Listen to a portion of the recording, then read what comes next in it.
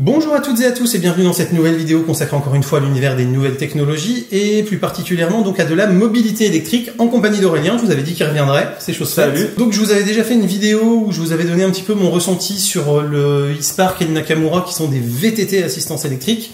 Pour le coup, Aurélien lui a acheté un vélo tout chemin.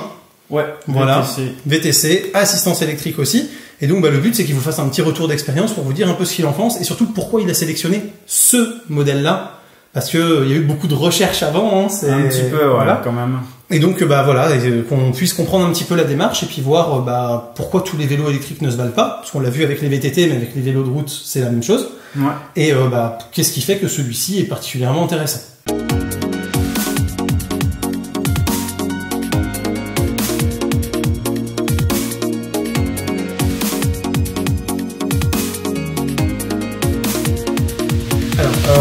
Donc vas-y, parle-nous un petit peu de ce vélo. Déjà, quel est le modèle, quelle est la puissance, au niveau spec un peu technique déjà vite fait pour faire le tour de la machine. Grosso modo, la marque c'est Kalkoff, donc ça c'est un équipementier de vélo allemand. Au niveau du modèle, c'est un Endeavour. Le mien c'est un 9B, donc en gros 9 c'est le haut de gamme et B parce que j'ai un moteur Bosch d'équipé. Puisque chez Kalkoff, ils font 3 types de moteurs. Hein. Ils ont 3 fournisseurs de moteurs, c'est oui, ça? Oui, alors les deux autres, je les ai plus en tête, mais c'est les... Voilà. Il y a Shimano, je sais pas qui. Après, j'ai une batterie 500 watts dessus, donc c'est la grosse batterie, même si maintenant il y en a des plus grosses qui commencent à sortir. Le moteur, c'est un Performance Line de chez Bosch, donc... c'est le haut de gamme de chez Bosch dans les 250 watts, quoi. En fait, il y a des plus puissants. Il y a vraiment, au niveau VTT, il y a des moteurs plus péchus. Celui-ci, il est très apprécié parce qu'il est puissant, mais pas non plus le plus gros énergivore. Au niveau rendement et tout ça, en fait... Ce qui, sur un vélo tout chemin et pas un VTT, est plutôt intéressant parce que ça permet d'avoir une bonne autonomie, une bonne assistance. Comme on sait qu'on va pas avoir des côtes en cailloux à monter, on n'est pas obligé d'avoir beaucoup de couple, quoi. C'est ça. Après, il reste équipé, ce moteur-là, je crois que c'est le best-seller de chez Bosch. Hein. Ok. Donc vitesse de pointe... Tu me disais 27 km/h au niveau de l'assistance électrique? Alors, ouais, 25. Après, moi, j'ai plutôt constaté que entre 25 et 27,5, en fait, l'assistance diminue légèrement jusqu'à s'arrêter. Donc, ce qui fait que quand on n'a plus d'assistance électrique, en fait, on ne ressent pas le poids du vélo d'un coup. C'est ça. C'est pas, il s'arrête d'un coup et d'un coup on est obligé de forcer avec ses jambes, quoi. On sent arriver progressivement. Ce que j'avais quand j'ai acheté le vélo, la mise à jour n'avait pas eu lieu, en tout cas pour ce modèle-là. Et donc quand ça coupait et c'était un à-coup, quoi. J'avais 25 kilos dans les jambes direct et ça fait assez bizarre. Et maintenant, en fait, le vélo arrive tout doucement et on s'en rend pas compte. Et donc tu me disais aussi pourquoi 250 watts et pourquoi 25 km/h, c'est pour des raisons législatives. C'est ça. Voilà. C'est au niveau de la loi. Si on veut aller plus fort en termes de puissance et plus vite, après on rentre en gros dans les véhicules entre guillemets motorisés, quoi. Ouais, donc c'est comme un scooter électrique après en termes de législation, donc il faut casque obligatoire, plaque minéralogique, etc. Ouais. Enfin, on n'est pas tout à fait sur le même type d'usage et d'obligation légale autour, quoi. Non, c'est ça. Après, ça va quand même beaucoup plus vite, donc voilà, on rigole un peu moins au niveau sécurité, c'est normal. C'est logique. C'est plus cher aussi. Voilà, donc ce qu'on va faire, c'est qu'on va demander à Loïc de nous faire des plans badass du vélo. Ouais. Hein. Ah bah ouais, mais sauf que moi j'ai pas de Loïc. Merde. Ah putain. Donc je vais aller faire des plans badass du vélo. On va vous montrer ça, et puis on va reprendre après la description juste après.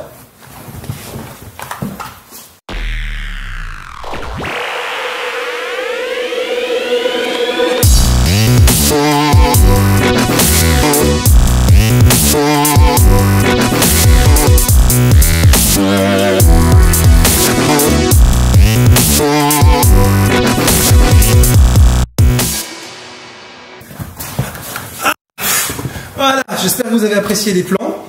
Donc, ouais, beau petit vélo, hein, il a une belle gueule. Ouais. Ça n'a pas été trop évident de choisir. En même temps, il y a quand même énormément de choix au niveau vélo électrique. C'est ça. Il y a beaucoup de marques, hein. On peut retrouver des Peugeot, il y a Bitwin qu'on fait. Moi, j'ai du Kalkoff, c'est allemand. Il y a Moustache, c'est hollandais, hein. Pas s'y croire, il y a d'autres marques françaises. Enfin, il y a. Mais donc, toi, ce que tu as regardé en fait en termes de spécificité, c'est surtout la qualité du moteur.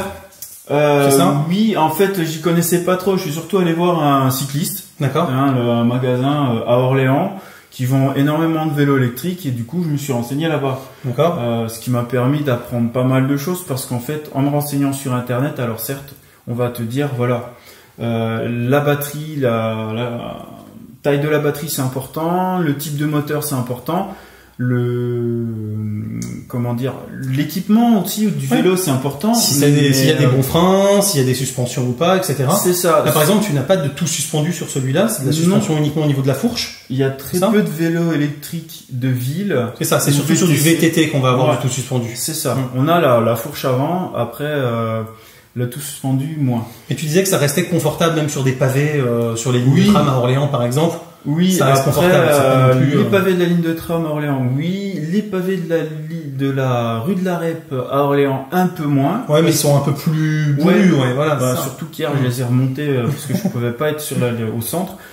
Oui, là, tu sens bien. Mais après, voilà, en venant chez Hugo, j'ai une demi-heure de vélo et c'est du chemin de halage. Un peu terreux, un peu caillouteux, gentil, quoi. Bah, ça se fait bien. Voilà. Les pneus sont assez larges, VTC, donc oui, c'est ça, c'est pas des vélos de route non plus, c'est pas des tout petits pneus fins, voilà. Bah, vous voyez sur les photos, il fait un peu baroudeur, le style me plaisait pas mal. En termes d'autonomie, ça donne quoi à peu près? À 25 km/h, si tu pédales vraiment à la vitesse entre guillemets max? Je pourrais pas trop dire parce que souvent je pédale plus vite. D'accord. Donc, mon autonomie, elle a tendance à augmenter parce que tu as beaucoup de moments où tu es en train de pédaler sans assistance électrique et donc ça met des kilomètres et ça rajoute. Voilà. Moi alors on va dire mon utilisation, je fais à peu près 15 km par jour.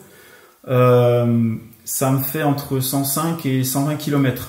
Ok. Donc ce qui me tient entre une semaine et demie et 2 semaines. D'accord. On va dire une grosse dizaine de jours, quoi. Ouais, c'est à peu près ça au niveau de mes recharges. Ok. Ce qui est plutôt pas mal du tout. Et en termes de confort, tu sens vraiment que ça fatigue moins grâce à cette assistance électrique. Oui, surtout en fait au démarrage. C'est là on a quand même un vélo avec un moteur qui pèse quand même quelques kilos, une batterie qui pèse quelques kilos. Je l'ai pris en main, effectivement. Un cadre un peu plus costaud que des vélos courants. Donc là, mon vélo fait à peu près 25 kilos. Donc c'est vrai que quand on rajoute une personne normale dessus, on est vite à une centaine de kilos, même si la personne n'est pas très lourde déjà à la base. Et lancer le vélo à l'arrêt, ce qui m'est arrivé, parce qu'une fois, j'ai eu 1 km à finir sans batterie. Et on le sent le vélo. Ouais, forcément. Donc là, en fait, le vélo est vraiment très léger, il part tout de suite. Enfin, le type de moteur fait aussi que ça part vraiment tout de suite. Là, on est sur du moteur à moyeu central, donc. Ouais. Voilà, donc c'est vraiment intégré dans le moyeu c'est ça, dans le pédalage, voilà. Et ce qu'on a remarqué aussi, c'est que par rapport à un coup de pédale, il y a déjà une démultiplication. Ouais. On n'avait pas vu au départ, mais c'est toi qui m'as fait remarquer ça tout à l'heure. Donc en fait, quand vous allez faire un tour de pédale, en fait la chaîne va faire un peu plus un tour et demi ou 2 tours au moyeu. Et donc effectivement, quand en plus vous avez l'assistance électrique derrière, vous êtes pas tu disais c'est 120 tours maximum minute pour le moteur. Et ça veut dire que donc avec la démultiplication, on peut quand même faire un tour par seconde avec ses pieds et que le moteur fournisse lui en fait 2 tours par seconde, quoi. Ouais, mais je pense que c'est 2 tours par seconde pédalier c'est ça. Pour l'aide. Ouais. Mais c'est vrai que ça envoie pas mal. En tout cas, c'est efficace, quoi. C'est ça. Ouais. Et donc, comme tous les vélos à assistance électrique, pas de plateau, uniquement des pignons. Voilà. Ouais. En tout cas, pour celui-là. Après, il y a des vélos qui ont des plateaux. Ah ouais? J'en ai pas vu un seul pour le coup. En fait, il faut savoir, au niveau vélo électrique, moi j'ai un vélo avec le moteur dans le pédalier. Ah oui, ceux qui ont des plateaux, ceux qui ont les moteurs dans les roues. Voilà. Exact. Parce que en fait, il existe plusieurs types de moteurs d'aide électrique. Je pense, j'ai pas trop essayé les autres, mais je pense que dans le pédalier, c'est vraiment ce qu'il y a de mieux. En termes de répartition des masses, surtout aussi, ça permet d'avoir la masse qui est vraiment centrée dans le vélo. C'est pas tout sur l'avant, tout sur l'arrière. Réactivité du moteur. Ouais. Parce que là, le moteur, en gros, c'est quasi instantané. Dès qu'on appuie sur la pédale, hop, il se met en route. Oui, parce qu'il est relié vraiment au pédalier, donc dès que le pédalier commence à bouger, le moteur commence à bouger aussi. C'est ça. Donc dans la roue, il faut quand même qu'il y ait le temps de transmission pour commencer à entraîner la roue. C'est un tour ou un demi-tour, et puis après il va entraîner le vélo, alors que là, il rajoute de la force au pédalier. Ce qui fait que t'es pas entraîné par le vélo. Oui. Mais si tu pédales pas, de toute façon, le moteur s'arrête. Ah oui, c'est bien un vélo à assistance électrique et pas un vélo électrique. C'est pas une trottinette. Voilà, c'est ça. J'appuie pas sur un truc et le vélo. C'est ça. Sauf s'il y a une pente. Sauf si tu veux marcher. Oui. Tu m'as montré, t'as un mode walk. Voilà, c'est ça. Ou si tu veux pousser ton vélo, en fait, comme il pèse un peu son poids et pour peu qu'il y ait une côte ou quoi que ce soit, tu peux en fait le faire avancer. Ouais, là, très lentement. Le moteur, en fait, tourne tout seul, mais il s'arrête à 6 km/h. Il s'arrête si on touche le pédalier. Enfin bon, il s'arrête si on lâche le bouton qui dit qu'on veut qu'il avance. Enfin, c'est voilà, ça. Il y a plein de conditions qui font que c'est vraiment juste pour le pousser et le manœuvrer. Quand il est en bonne côte et tout ça. Mais non, sinon c'est du bon vélo. Un des moteurs les plus performants, en tout cas les plus utilisés actuellement. Dessus, t'as 4 niveaux d'assistance, tu me disais, hein. J'ai 4 niveaux d'assistance. Donc là, moi j'ai un tout petit tableau de bord de chez Bosch, donc il en existe tout plein, et même maintenant là, ça me fait vraiment envie. Et on a le truc où on peut mettre le téléphone avec l'appli complètement relié. Donc, et donc c'est l'appli qui te fait un peu vraiment le centre de contrôle de ton vélo, quoi. C'est ça. Et franchement là, ça donne envie. Mais bon, ça sera pour les prochaines générations. Donc l'année quand prochaine. On est un peu geek ou un peu technologique, c'est vrai que ce genre de truc, ça titille. C'est pas forcément ultra nécessaire, mais qu'est-ce que ça fait envie, putain. C'est ça. Mais sinon là, en tout cas chez Bosch, les moteurs, en gros, ont 4 modes d'aide. Donc il y a 0 aide, le mode éco, donc on est à peu près à 55% d'aide. Le mode tour que j'utilise qui est à 120, je crois. C'est ce qu'on avait vu tout à l'heure, ouais. Un mode sport qui est entre 140... 130 et 200, je crois, de ce qu'il disait. Ouais. Et après, en fait, c'est du variable. Voilà. Celui-là, voilà. Ça a l'air d'être variable, ça va dépendre du modèle de vélo aussi. Non, 300. Ouais, entre 130 et 300. 130 et 300. Ouais, c'est ça. Et après, le mode boost qui est vraiment à 300 tout le temps. Ouais. Mais alors, après, voilà. Plus on veut de l'aide puissante, moins on a d'autonomie. Forcément. C'est déjà ce que je vous disais avec le VTT, hein. Voilà. Plus vous allez l'utiliser, de toute façon, c'est le principe, plus ça va consommer d'énergie pour vous aider.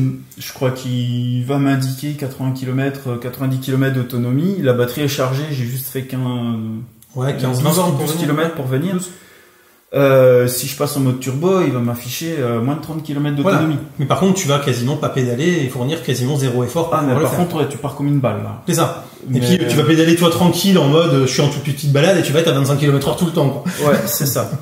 Et mais bon, ici c'est plat, donc non, mais c'est-à-dire que quelqu'un qui est vraiment pas du tout sportif, mais qui veut quand même utiliser du vélo assistance électrique, avec ce mode-là, bah, s'il a 30 ou 40 bornes à faire dans la journée, il peut les faire en n'ayant quasiment aucun effort à fournir, juste entraîner le moteur gentiment pour dire qu'il pédale et qu'il l'entraîne, quoi. C'est ça. Voilà. Et Ok. Donc au final, pareil, hein, encore une fois, très satisfait de ton achat, parce que c'était de l'achat qui était quand même réfléchi. Ouais, moi un peu documenté. C'est une volonté pour aller au boulot. Donc quand même, il me fallait quelque chose qui ait de l'autonomie. Mais voilà, tu pouvais pas t'amuser à devoir le recharger au boulot, plus le recharger le soir quand tu rentres chez toi 2 fois par jour. C'est ça. Après, au niveau quand même équipement, donc tous les vélos électriques ont des phares. Mais ils sont pas tous de la même qualité. Sûrement, oui. Après, ce qu'il faut savoir, c'est que quand on allume les phares, en fait, il y a une quantité d'énergie de la batterie qui est réservée aux phares. Ok. Donc, on aura toujours des phares, même si la batterie est à plat, apparemment. D'accord. Le but étant que, justement, puis ça consomme tellement peu. Non, voilà, je veux dire, un phare, c'est hein. quelques watts. Par rapport aux 250 watts du moteur, c'est vrai que même si la batterie est entre guillemets vide pour entraîner le moteur, il lui reste encore une quantité de jus largement suffisante pour allumer de loupiottes, quoi. Ouais, puis c'est du LED. Je conseille fortement de prendre des freins disques, quasi tous longs, mais certains sont quand même proposés avec des freins patins. On va quand même assez vite, très vite. Et puis, comme on est entraîné par le moteur électrique, on monte plus souvent à des vitesses importantes par rapport à un vélo normal. C'est ça. Moi, en vélo, le 25-30 km/h, je le fais très facile. Et il suffit que j'ai un peu le vent dans le dos et une petite pente. Et le 40, je l'atteins. C'est ça. Mine de rien. Et c'est vrai qu'on regardait, par exemple, un Google Maps considère qu'un vélo classique sans assistance électrique va à peu près à 18 km/h. Ouais. C'est à peu près ce qu'il prend comme pour le temps de route en mode vélo. Donc voilà, et là ta moyenne elle est plutôt autour de 25 justement, plutôt autour de la vitesse maximum d'assistance, quoi. C'est ça, ouais. Parce que du coup, en fait le 25 on y est très très vite. Ça, on y est très vite et puis on y reste facilement, quoi. Même quand ça monte un petit peu ou quoi que ce soit, comme il y a l'assistance qui aide, on a tendance à y rester beaucoup. Un petit coup de vent de face, en fait le moteur compense et du coup on reste à 25. Alors qu'avec un vélo classique, on s'épuise plus facilement et on baisse en régime. On peine, c'est ça. Alors que là, beaucoup moins. Après, quoi dire d'autre?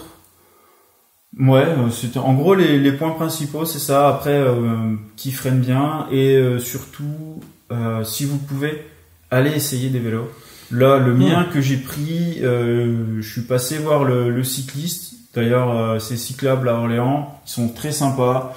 Ils n'hésitent pas à répondre à toutes les questions et à nous informer sur tout ce qu'il y avait, parce que moi, il y avait pas mal de choses que j'ignorais.